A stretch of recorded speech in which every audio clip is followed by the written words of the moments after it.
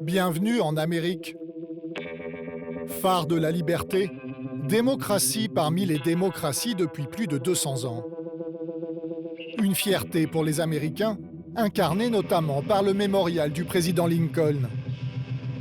On le visite avec une pointe d'émotion comme c'est mon cas aujourd'hui. Et tous les 4 ans, la grande machine démocratique se remet en marche dans les 50 États américains. En ce mois de mars 2016, la campagne électorale bat son plein, comme aujourd'hui dans cette université de l'Arkansas, au sud des États-Unis. Je suis tellement heureuse d'être ici, à l'université de l'Arkansas. Hillary Clinton est en campagne. Je pense que nous devons augmenter le salaire minimum. L'ancienne première dame sillonne le pays pour décrocher l'investiture démocrate. Merci l'Arkansas. Merci à vous tous. Une escale express pour Hillary Clinton, qui après quelques photos, Où êtes-vous? Juste ici. repart sur la route de la Maison-Blanche. Pour ma part, je vais rester dans l'Arkansas car je souhaite rencontrer d'autres candidats beaucoup moins médiatiques. À Little Rock, la capitale de l'État, une autre femme est venue draguer les électeurs dans une ambiance nettement moins survoltée. Elle s'appelle Courtney Goodson et elle aussi est en campagne. Ok, bon, c'est un peu sombre. L'étape du jour, c'est ce dîner de gala organisé par les Afro-Américains du Parti démocrate. Et juge, vous connaissez le sénateur Walker? Bill Walker, ravi de vous rencontrer. Peu importe ce qu'on dit, moi, je vote pour vous. Courtney Goodson n'est pas une femme politique. Elle est juge au sein de la plus haute cour de l'État, la Cour suprême de l'Arkansas. Dans cet État, les juges sont élus par les habitants et cette année, elle est candidate au poste de juge en chef de la Cour suprême de l'Arkansas. Nous profitons d'un petit répit pour nous présenter. Mrs. Goodson? Hello, my name is... Bonjour, je suis Sylvain Pack, je suis journaliste, je viens de France, de très loin. Oh, très bien. Nous l'interrompons momentanément dans sa campagne pour lui poser quelques questions. Pourquoi est-ce important pour vous d'être ici? Parce que je suis au service de ces gens. J'ai besoin de comprendre leur histoire, leurs valeurs, et c'est une occasion unique pour cela. La justice au peuple, une belle idée qui plaît à certains électeurs comme cette jeune femme. Vous appréciez l'idée d'élire vos juges? Oui, je pense que je dois pouvoir dire qui est élu et qui ne l'est pas. C'est important que les gens puissent s'exprimer là-dessus. Mais à une table voisine, un convive est nettement plus réservé sur le principe de l'élection des juges. Le rôle d'un juge, c'est d'être impartial. Et c'est très difficile d'être impartial quand vous faites campagne pour être élu. Il ne devrait pas être élu. C'est un travail. Ce n'est pas un poste politique. Aux États-Unis, les juges sont parfois nommés, notamment à la Cour suprême de Washington. Mais dans le reste du pays, c'est différent. Sur les 50 États américains, 39 procèdent à des élections judiciaires. L'idée née au 19e siècle partait d'une bonne intention. Éviter que les juges ne soient soumis au pouvoir politique. Mais faute de financement public, les candidats au poste de juge font appel à l'argent du privé, dont celui des entreprises. Au risque parfois qu'on les accuse d'être corrompus. Vous avez des regrets? Vous regrettez d'avoir pris cet argent? C'est pourtant gravé au fronton des tribunaux. L'administration impartiale de la justice est le fondement de la liberté. Une promesse dévoyée par des intérêts privés qui n'hésitent pas à utiliser l'arme de la publicité pour discréditer les juges. La juge Hudson est du côté des agresseurs. La juge Hudson, laxiste avec les agresseurs d'enfants, injuste avec les victimes. Soumise à la pression des électeurs, certains juges auraient même tendance à plus condamner à mort, aux grandes dames des avocats. Donc on peut dire que les élections judiciaires tuent ? Absolument. Les élections judiciaires tuent. Pendant un mois, j'ai sillonné les États-Unis pour comprendre comment l'idée d'une justice aux mains du peuple avait été pervertie.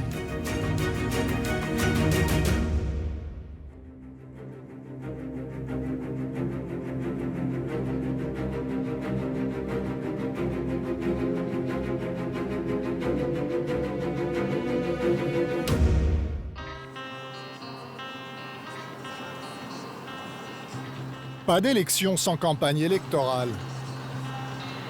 Dans les parties rurales du pays, les candidats aux tribunaux de proximité font souvent avec les moyens du bord. Comme ici, au sud de l'Arkansas. Aux abords des bureaux de vote, tout est bon pour se faire connaître des électeurs. C'est vous, Jack Barker? C'est moi, Ah, c'est vous, le candidat en personne. c'est ça. Et vous tenez le panneau. Je tiens le panneau, j'ai vécu ici toute ma vie, ça fait 60 ans. Cet avocat postule au siège de juge de district, la plus petite juridiction de l'Arkansas, qui traite surtout des délits et de petites affaires civiles. Juste à côté, son concurrent, un certain Lee Warden, a délégué sa promotion à l'une de ses supportrices. Il est honnête. C'est un bon père de famille. Il a reçu une bonne éducation. Qui êtes-vous? Sa maman. Ah, sa première fan. Pour ces juges de proximité, une campagne électorale ne coûte guère plus de quelques milliers d'euros. C'est généralement la famille et les amis qui fournissent l'essentiel des contributions. Mais aux échelons supérieurs, une élection peut coûter plusieurs centaines de milliers d'euros. C'est le cas pour les candidats à la Cour suprême de l'Arkansas, la plus haute juridiction de l'État. Cette année, 2 sièges sont renouvelés, auxquels postulent 4 candidats. Tout l'enjeu pour eux, c'est de se faire connaître des 3 millions d'habitants de l'Arkansas. Il faut distribuer des milliers de prospectus. C'est ce qu'a fait Courtney Goodson, la juge que j'avais rencontrée à Little Rock. Il faut aussi fabriquer des panneaux promotionnels que les supporters des candidats plantent fièrement dans leur jardin.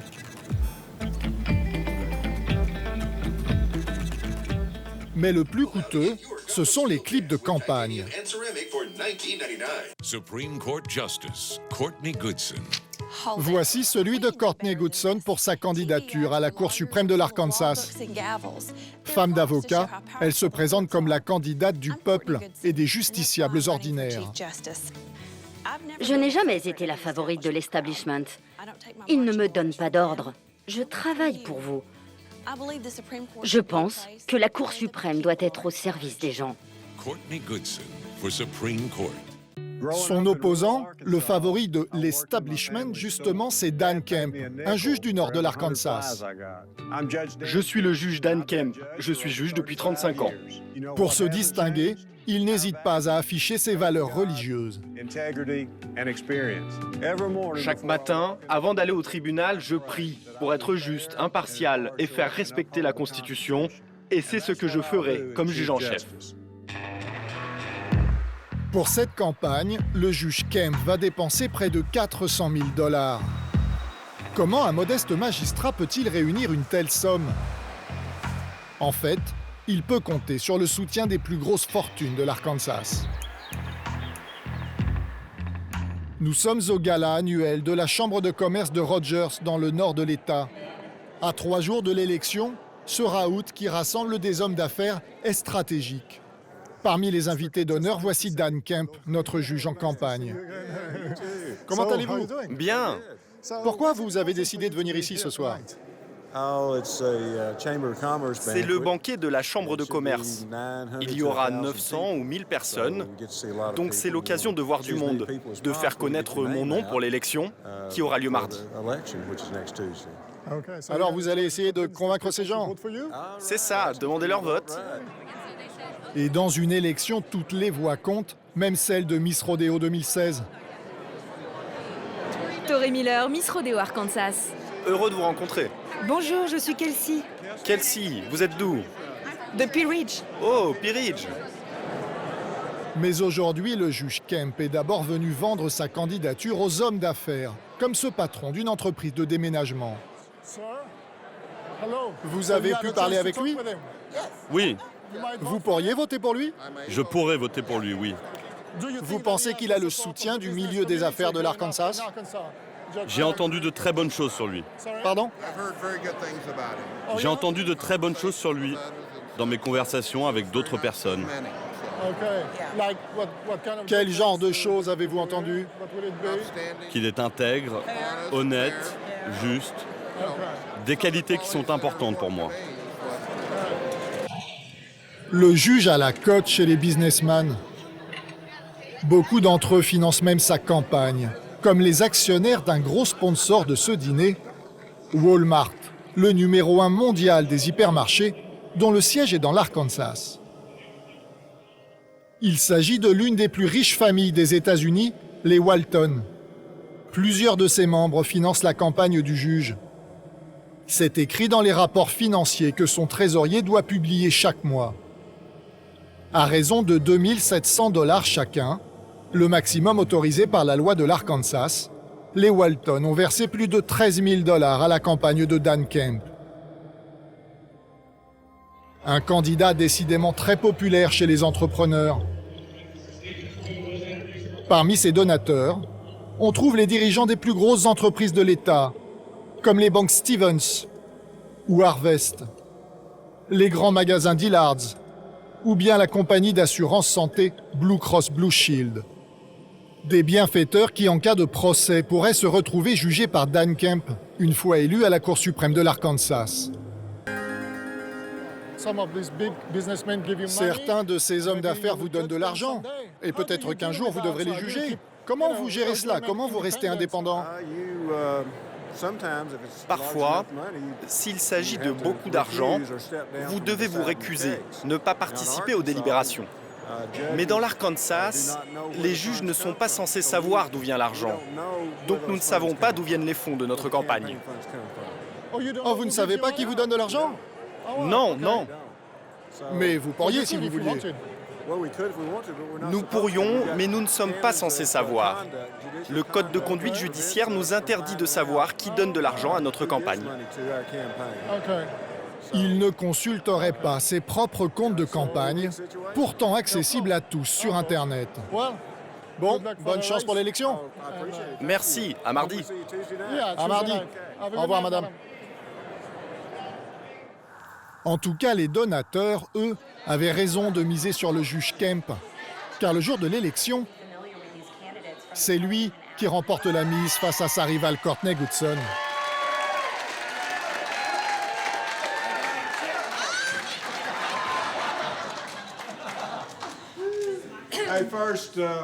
Je veux remercier Dieu de m'avoir soutenu avec Suzanne pendant cette campagne. Ce soir-là, en public, il ne remercie pas ses donateurs. Mais ne risque-t-il pas, plus tard, de renvoyer l'ascenseur à ceux qui l'ont financé? C'est toute la question. Toujours dans l'Arkansas, le problème s'est posé avec un autre juge, Mike Maggio. Au tribunal de Little Rock, je vais essayer de l'interviewer, mais lui ne tient pas du tout à voir les journalistes. Le voilà qui presse le pas. Mike Maggio a rendez-vous pour être entendu. Ici, il est presque comme chez lui. Il a été juge dans cet État pendant près de 15 ans. Mais aujourd'hui, il est de l'autre côté de la barre. Il est accusé de corruption au profit d'un donateur. Sa carrière est terminée. Plus que tout autre, 2 femmes souhaitent qu'il aille en prison. Elles m'ont donné rendez-vous dans ce petit restaurant dans la campagne de l'Arkansas. Rosie et Rhonda souhaitent me parler de leur mère, Martha Bull.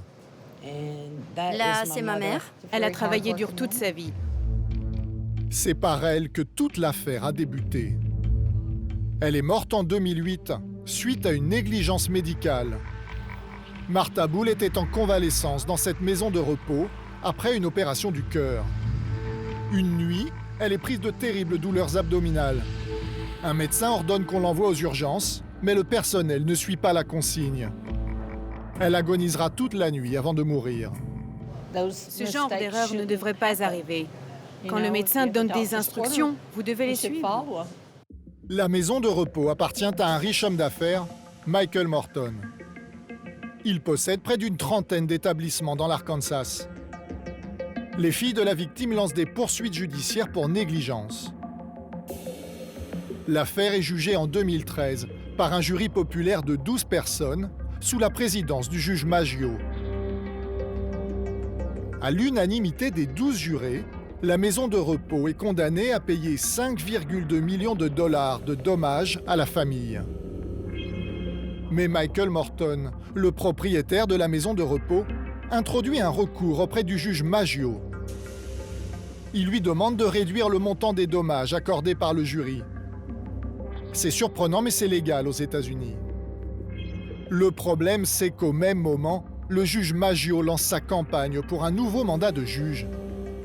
Pour la financer, il va recevoir plusieurs milliers de dollars de Michael Morton. Et là, miracle, le juge Maggio va accepter d'arranger les affaires de son généreux donateur et divise par 5 l'indemnité accordée à la famille. Pour se justifier, le juge écrira que le montant initial accordé par le jury choque la conscience de la Cour, c'est-à-dire la sienne.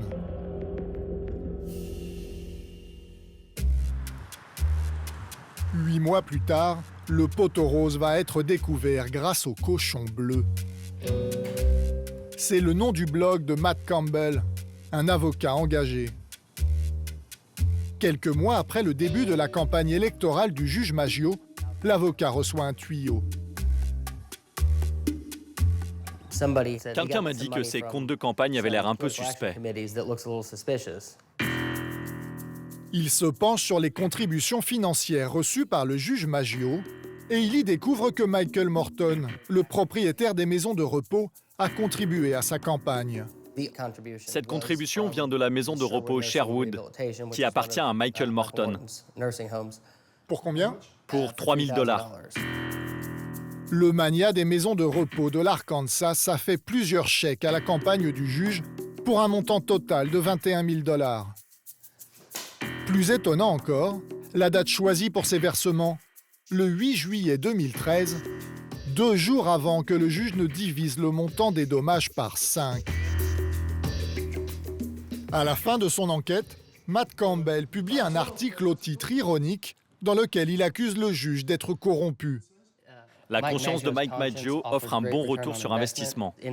Dans sa décision de réduire les dommages, il a expliqué que cela choquait sa conscience. Et je me suis dit qu'en fait, il voulait dire que sa conscience était à vendre. Alors Michael Morton a-t-il corrompu un juge pour obtenir une réduction du verdict? J'ai pu le joindre par téléphone pour lui demander sa version des faits. Oui, j'ai donné de l'argent pour sa campagne, pour la cour d'appel. Et vous espériez qu'il prenne cette décision en échange? Non, je n'ai jamais discuté de la réduction du verdict avec qui que ce soit. Je n'ai corrompu personne. Mais pourquoi vous lui avez donné l'argent juste avant qu'il ne réduise le verdict? Je n'avais aucune idée de la date. Je ne connais pas l'agenda de tout le monde. Quand je fais quelque chose, c'est un jour comme les autres pour moi. C'est une pure coïncidence. Je n'ai rien à voir avec ça. Une coïncidence? Ce n'est pas la version du juge Maggio.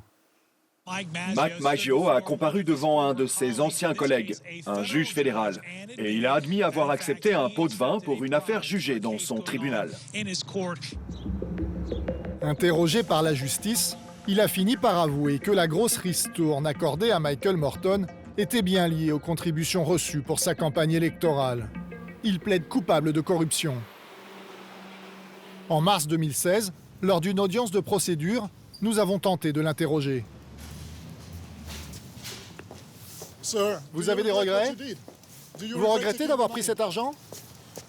Est-ce que vous avez quelque chose à dire à la famille de la victime? Au final, le juge Maggio a été condamné à la peine maximale, 10 ans de prison. À ce stade, Michael Morton, le patron des maisons de repos, n'a pas été mis en cause.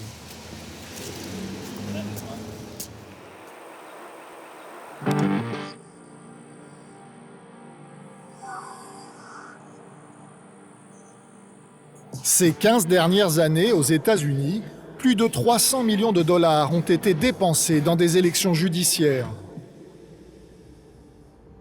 Parfois, les entreprises iraient même jusqu'à choisir des juges bienveillants pour arranger leurs affaires. C'est ce dont on accuse une grande compagnie d'assurance à Chicago.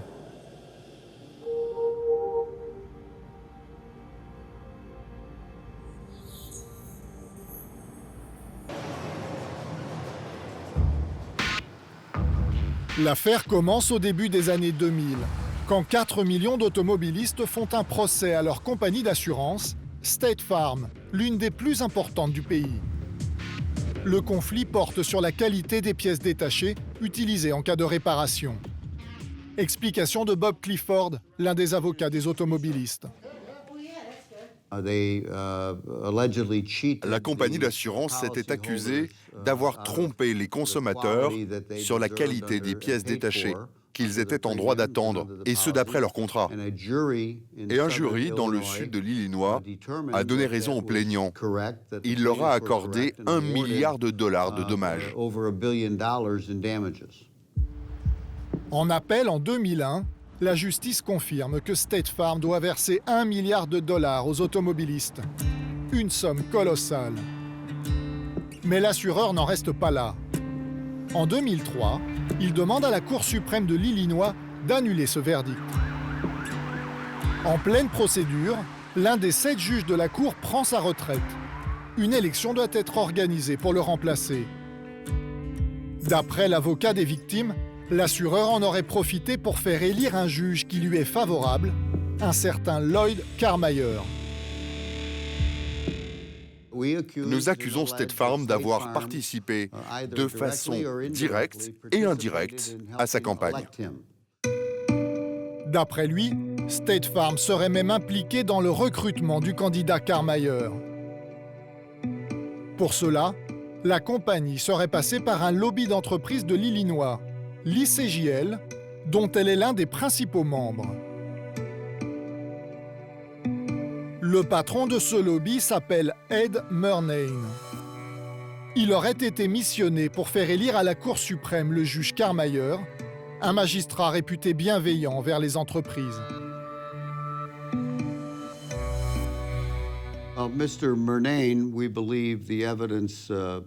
Nous pensons que M. Murnane, et les preuves le démontrent, était l'architecte en chef de la campagne du juge Carmayer. Il est celui qui a élaboré la stratégie de campagne, celui qui l'a sélectionné, celui qui l'a identifié comme un candidat potentiel pour ce poste, et celui qui l'a persuadé, lui et sa femme, de se présenter aux élections. En clair, les entreprises de l'Illinois auraient réussi à sélectionner et à faire élire un juge bienveillant. L'artisan supposé de cette manœuvre incroyable, Ed Murnane, va-t-il confirmer? Aujourd'hui, il ne dirige plus l'ICJL, il a pris sa retraite en banlieue de Chicago. Mr. Murnane? C'est là que nous l'avons retrouvé. Excuse me, sir. Il ne sait pas qu'il est filmé. Hello. Vous êtes Monsieur Murnane? C'est moi. Content de vous rencontrer, on a de la chance. Je suis Sylvain Pack, je suis un journaliste français. Les avocats disent que vous avez recruté Carmayer. J'étais impliqué. Que vous avez dit OK. Trouvons un juge pour State Farm et les autres entreprises qui soit un bon juge pour nous et qui votera pour nous. J'ai dit trouvons un juge qui soit candidat pour ce poste qui était vacant. Le juge Carmayer avait 40 ans d'expérience, avec un très bon bilan. À ma grande surprise, l'ancien chef du lobby des entreprises admet son rôle dans le recrutement du juge Karrmeier. Est-ce que j'ai soutenu Karrmeier? Oui. Est-ce que j'ai participé à son recrutement? Oui. Nous cherchions un candidat. Je l'ai dit dans ma déposition. Je ne le conteste pas. Vous ne le faisiez pas seulement pour State Farm? Non. Vous le faisiez pour le compte des entreprises en général? Je travaillais pour les membres de l'ICJL. Et il se trouve que State Farm était l'un d'entre eux. Bye bye. Thank you. Cela peut sembler dur à croire, mais le lobby des entreprises de l'Illinois a bien recruté son propre candidat et State Farm a bénéficié de l'opération.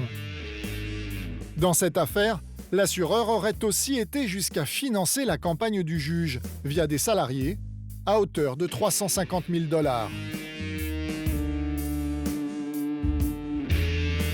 En 2004, le lobby des entreprises triomphe. Son candidat, le juge Karrmeier, est élu à la Cour suprême de l'Illinois. Quelques mois plus tard, il prend part aux délibérations sur la condamnation de State Farm. Et que s'est-il passé? La Cour a annulé le verdict. Donc, cela voulait dire que State Farm n'avait rien à payer? Rien à payer. Ils ont annulé toute l'affaire. Et le milliard de dollars? Disparu, comme s'il n'avait jamais existé. Le milliard s'est envolé. State Farm n'a plus rien à payer. Et c'est en partie grâce au juge Karrmeier. Sans son vote, la Cour suprême aurait seulement réduit l'amende à 456 millions de dollars tout de même. Mais la voix de Karrmeier a fait pencher la balance en annulant totalement le jugement. Il a donc fait économiser à State Farm près d'1 demi-milliard de dollars. Le juge Karrmeier a peut-être voté en son âme et conscience, sans être influencé par State Farm. Mais les soupçons existent. En mars 2016, à la demande d'un tribunal fédéral, il a dû témoigner sur le déroulement de sa campagne. Lors de mon enquête, il a refusé ma demande d'interview, tout comme State Farm, qui a toujours démenti son implication dans sa campagne. Mais pour les opposants aux élections judiciaires, cette énième affaire démontre qu'il est urgent de réformer le système. Beaucoup de gens disent que la façon dont le financement des campagnes judiciaires s'est développé ces 20 dernières années s'apparente à de la corruption légale. Si quelqu'un vous donne de substantielles sommes d'argent, vous allez vous sentir redevable. Cela revient à acheter de l'influence. C'est de la corruption légale.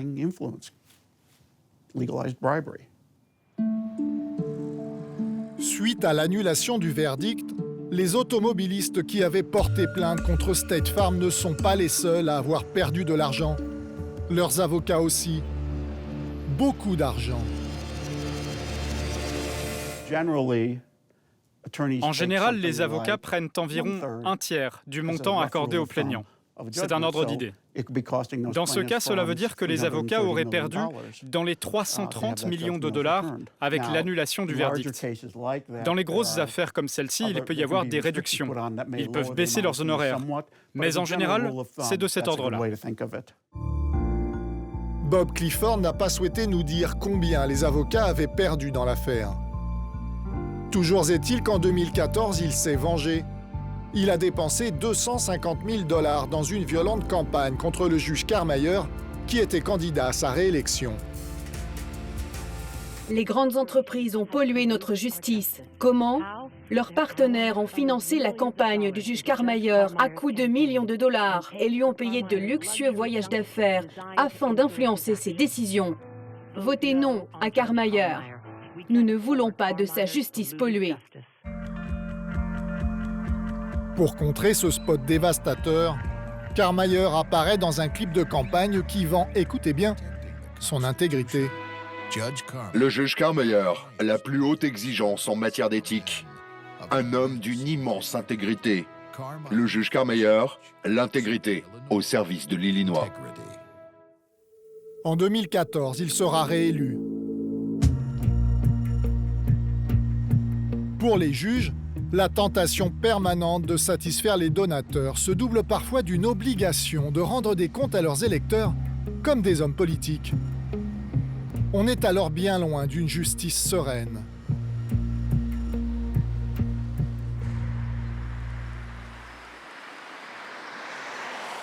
Dans cette fac de droit, nous sommes allés à la rencontre d'une ancienne juge qui a été laminée en 2010 par une campagne dans l'opinion publique. C'est l'une des invitées à cette rencontre avec les étudiants.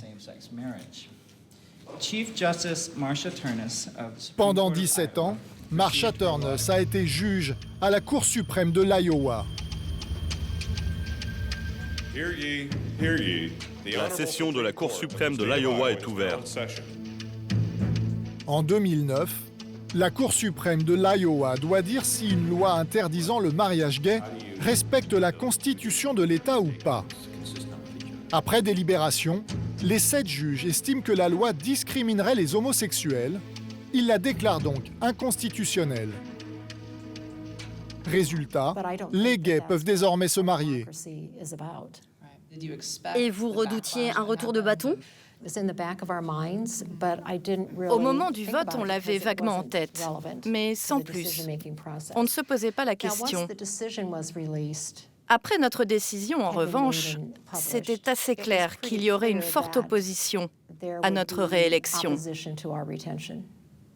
En effet, quelques mois plus tard, 3 juges, dont Marsha Ternus, doivent retourner devant les électeurs.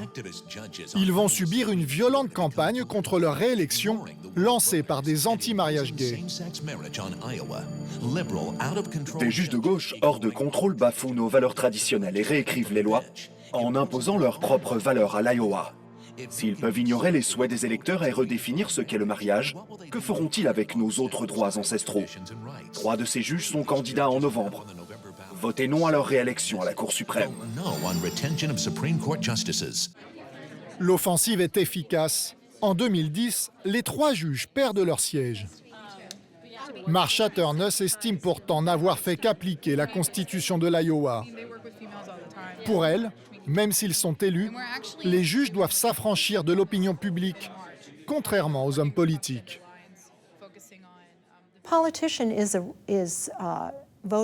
Un homme politique est un représentant du peuple. On attend de lui qu'il tienne compte des souhaits de ses électeurs.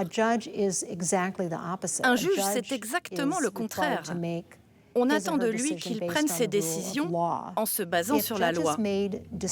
Si les juges prennent leurs décisions en tenant compte de l'opinion majoritaire, alors les minorités ne seront plus égales devant la loi. Ce sera la règle de la majorité. Qui voulait la chute des juges de l'Iowa? Quels étaient leurs objectifs?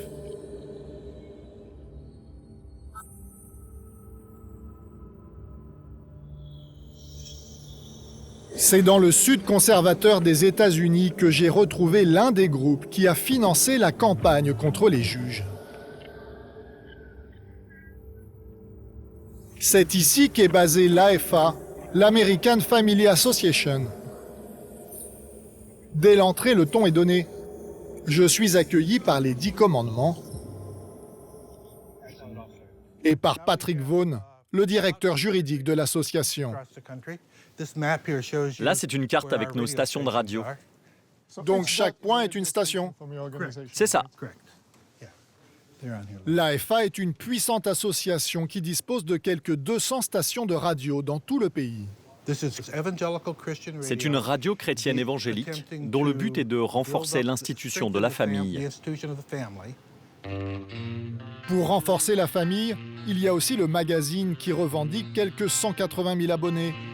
Le tout animé par plus de 140 salariés qui ont une idée fixe. Vous en êtes où avec le mariage gay en France? Il est là pour les élections judiciaires. J'ai envie de savoir. C'est légal maintenant, ça fait quelques années. Les membres de l'AFA se proclament eux-mêmes chrétiens fondamentalistes. Un autre porte-parole se joint à nous pour l'interview sur leur campagne contre les juges de l'Iowa, pour laquelle ils reconnaissent avoir dépensé 400 000 $. Pourquoi avoir mené cette campagne alors que la décision de la Cour suprême de l'Iowa était irrévocable? Vous ne pouviez plus revenir en arrière. Peu de temps avant, il y avait déjà eu une proposition de loi contre le mariage gay annulée par la Cour suprême en Californie. Donc on sentait venir une lame de fond menée par des juges activistes qui imposaient au pays des valeurs dont les gens ne voulaient pas. Vous vouliez envoyer un message à d'autres juges dans d'autres États. Oui, pour ralentir cette lame de fond qui semblait déferler à travers le pays. Cette campagne des évangélistes n'avait en fait qu'un seul but: intimider les juges des autres États, appelés à se prononcer un jour sur le mariage homosexuel. L'ironie de l'histoire, c'est que depuis leur campagne, la Cour suprême des États-Unis a décidé une bonne fois pour toutes qu'interdire aux homosexuels de se marier, c'était les discriminer, ce qui est contraire à la Constitution américaine. La Cour suprême a donc donné raison aux juges de l'Iowa. Et pourtant, la violente campagne des chrétiens fondamentalistes leur a fait perdre leur siège. Des juges de gauche hors de contrôle bafouent nos valeurs traditionnelles et réécrivent les lois. Votez non à leur réélection à la Cour suprême. Ce qu'ils ont fait a été destructeur. Tout ce qu'ils ont réussi à faire, c'est d'avoir politisé et manipulé le système judiciaire. Au moins dans son malheur, la juge Turnus a su qui avait détruit sa carrière. Mais ce n'est pas toujours le cas. C'est étonnant, mais parfois aux États-Unis, les candidats aux élections judiciaires n'ont même pas la possibilité de savoir qui les attaque.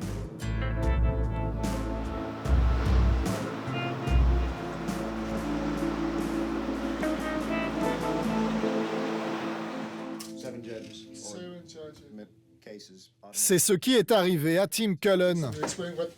En 2014, il est candidat pour être élu juge à la Cour suprême de l'Arkansas. Ça, c'est ma photo de campagne, avec le logo. On avait fait une affiche pour l'élection. Et comment ça s'est terminé pour vous? C'était serré, mais j'ai perdu par 52% contre 48%. Un jour, en pleine campagne électorale, il allume sa télé et le ciel lui tombe sur la tête. Un spot utilise son passé d'avocat pénaliste pour le discréditer. Pour les jeunes victimes des prédateurs sexuels, les séquelles durent toute une vie. Tim Cullen s'est employé à faire annuler la condamnation d'un prédateur sexuel, disant que la pornographie enfantine était un crime sans victime. Sans victime? Dites cela aux milliers de victimes dont l'enfance a été volée. Heureusement, la Cour a rejeté l'argument de Cullen. Appelez Tim Cullen, dites-lui d'arrêter de prétendre que ce sont des crimes sans victime. La place des prédateurs est en prison. Donc vous pensez que la pornographie enfantine est un crime sans victime? Bien sûr que non. Pourquoi disent-ils cela? Plusieurs années auparavant, j'avais été désigné pour défendre un homme qui plaidait coupable de possession de pornographie enfantine. Il ne pouvait pas se payer un avocat, donc comme chacun a droit à un avocat, j'ai été commis d'office. Voilà les faits. Il discutait avec quelqu'un sur un forum Internet et il pensait que c'était une petite fille. En fait, ce n'était pas une petite fille. C'était un agent du FBI qui se faisait passer pour une petite fille. Contrairement à ce que suggère la publicité, Tim Cullen ne cherchait pas à faire sortir son client de prison, car celui-ci avait plaidé coupable, mais seulement à réduire sa peine. Un des arguments que j'ai utilisé, et qui était factuellement juste, était que dans son crime, il n'y avait pas de victime, car aucun enfant mineur n'avait été impliqué. C'était un argument valable, car heureusement, il n'y a pas eu de victime mineure, puisque c'était un adulte, un agent du FBI, qui était de l'autre côté du forum. Donc cela a été sorti du contexte, et ça donne aux électeurs l'impression que je suis en faveur de la pornographie enfantine, ce qui est absurde. C'est la pire chose que l'on puisse dire. La publicité suggérait aux électeurs de lui téléphoner pour lui dire leur façon de penser. Et beaucoup l'ont fait.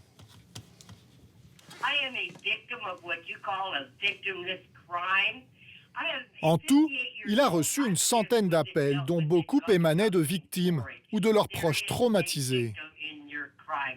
Hello, sir. I just wanted to let you know that it is not a victimless crime. My child was raped by his father. And you know what?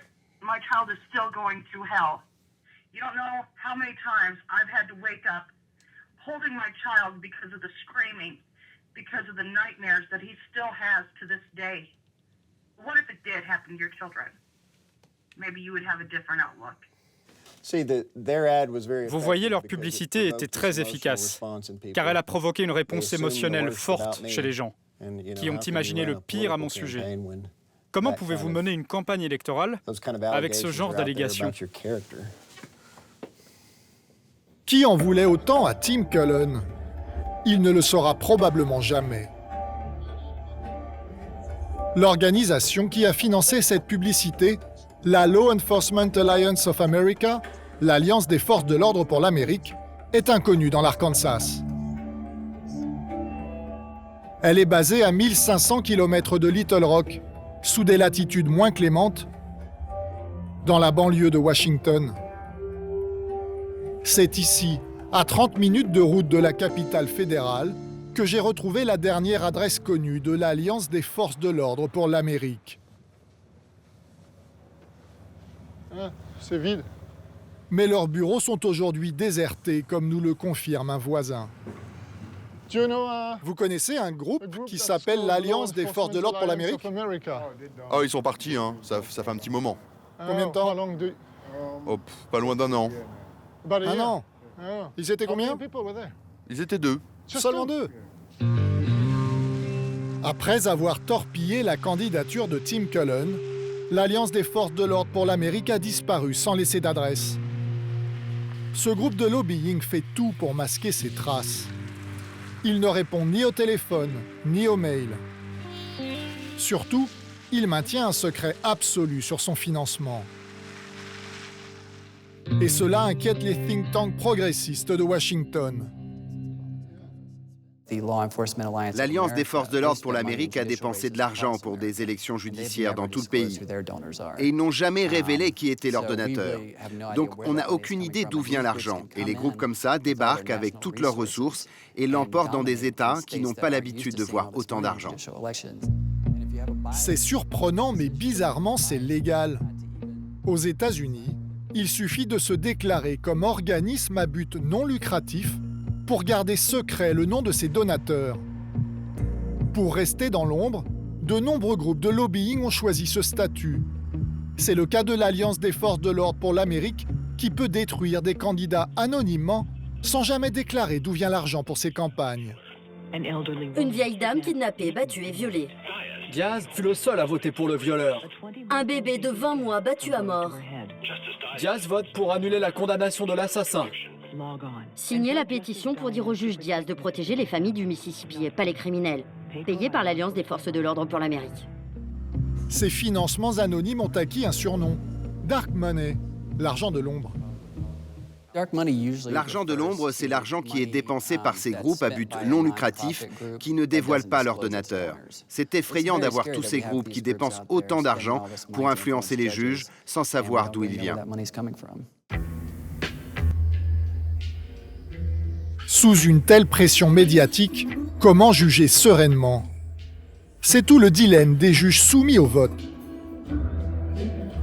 Parfois, la pression populaire incite même les juges à prononcer la peine de mort.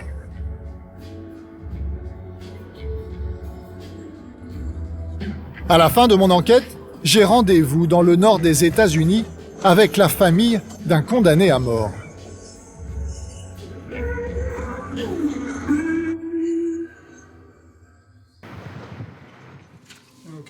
Donc là, ce sont les photos de votre fils. Sharon Thompson et son frère Matthew ont accepté de me parler, à condition que l'on ne montre pas leur visage. Le fils de Sharon, Ashford, est aujourd'hui dans le couloir de la mort. Il a tué un policier. C'est sa fanfare. Il adorait la musique. Selon elle, rien ne prédestinait ce jeune homme tranquille à un tel destin. Infirmier diplômé, il était toujours prêt à rendre service. Ses neveux, ses cousins venaient le voir quand ils avaient besoin d'un conseil d'ordre médical. Il prenait soin d'eux. Ils avaient une totale confiance en lui. Il passait beaucoup de temps avec les enfants. Pour sa sécurité, Ashford Thompson avait obtenu un permis de port d'armes car il se rendait parfois dans des quartiers dangereux pour son travail d'infirmier. Mais une nuit de juillet 2008, à l'âge de 23 ans, sa vie va dérailler pour toujours. Alors qu'il rentre chez lui, il est suivi par une voiture de police. Il s'est garé dans l'allée avec sa copine. Et à ce moment-là, une voiture de police s'est engouffrée derrière lui et l'a bloqué. Il ne comprenait pas pourquoi. C'est vrai que sa musique était forte et il était tard, 1 ou 2 heures du matin. Pour une raison inconnue, le contrôle va dégénérer. Le policier fait sortir le jeune homme de la voiture et tente de lui passer les menottes. D'après sa famille, Ashford a eu peur que le policier lui tire dessus. Ça se passe comme ça ici. Les policiers tuent des Noirs tout le temps. Donc oui, il a eu peur. Panique ou pas, une chose est sûre, Ashford sort son arme et tue le policier. En 2010, un jury de l'Ohio le condamne à mort. Je suis désolé, je tiens tellement à m'excuser. Ses avocats portent l'affaire devant la Cour suprême de l'Ohio. Il ne nie pas sa culpabilité, mais il conteste la sévérité de la peine. Les éléments du dossier d'Ashford Thompson, selon moi, devraient mener la Cour à la conclusion qu'il ne mérite pas la peine de mort. Il n'y a pas de préméditation. Il n'avait pas prévu de tuer quelqu'un ce soir-là. Ce n'est pas une personne violente. Il n'avait jamais été condamné pour violence. Sur les 7 juges, 2 inquiètent les avocats. Ils ont des doutes sur leur impartialité à cause de leurs campagnes électorales. Il y a d'abord Sharon Kennedy, qui avait diffusé une publicité où elle se prévalait du soutien de la police à sa candidature. Le choix des forces de l'ordre, Sharon Kennedy. Juge depuis 16 ans. Sharon Kennedy a commencé sa carrière dans la police. C'est pour cela que les forces de l'ordre de l'Ohio la soutiennent. Sharon Kennedy pour la Cour suprême de l'Ohio. Pour les avocats d'Ashford Thompson, elle est en situation de conflit d'intérêts dans cette affaire où la victime est un policier. Le chef des avocats d'Ashford Thompson, c'est lui. Tim Young dirige le bureau des avocats commis d'office de l'Ohio. Ils mettent en cause l'objectivité de la juge Sharon Kennedy et d'une autre juge, Judy French. Dans son clip de campagne, elle promettait aux électeurs qu'elle serait une juge implacable s'ils votaient pour elle.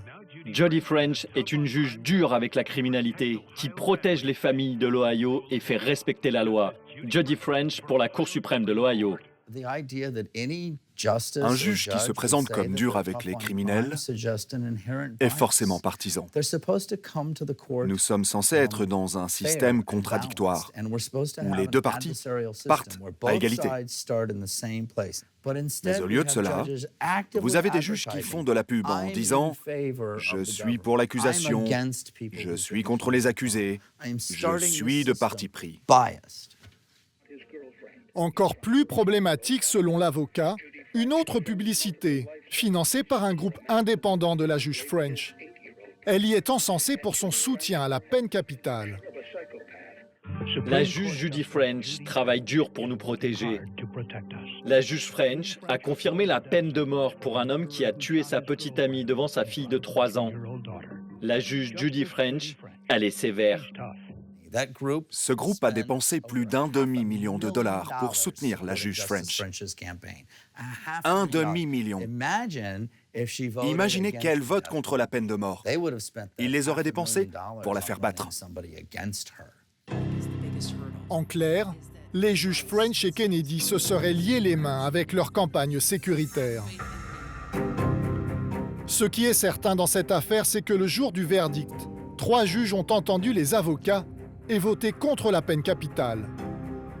Mais 4 autres, dont les juges French et Kennedy, maintiennent la condamnation à mort. La sentence est confirmée de justesse et cela fait enrager l'avocat d'Ashford Thompson. 4 voix à 3. On ne peut pas faire plus serré. Si l'une de ces deux juges avait voté différemment, Ashford Thompson serait en prison, pas dans le couloir de la mort. Et aux États-Unis, où 60% des Américains sont pour la peine de mort, de nombreux juges se laisseraient influencer par leurs électeurs. C'est ce qui ressort d'une étude qui a récemment secoué le milieu judiciaire américain. Menée par l'agence Reuters en septembre 2015, elle compare les décisions des juges élus et non élus concernant la peine de mort. En tout, 2000 décisions de Cour suprême dans 37 États ont été examinées. Les résultats sont inquiétants. Dans les États où les juges sont nommés, ils osent annuler la peine de mort dans 26% des cas. Mais dans les États où ils sont élus, ils prennent beaucoup plus rarement le risque de froisser leurs électeurs et annulent la peine de mort dans seulement 11% des cas. En clair, un juge nommé a 2 fois plus de chances d'annuler une condamnation à mort qu'un juge élu. La peine de mort, c'est avant tout un choix politique. Les facteurs qui conduisent à voter pour la peine de mort sont motivés par la politique. Donc on peut dire que les élections judiciaires tuent ? Absolument. Les élections judiciaires tuent.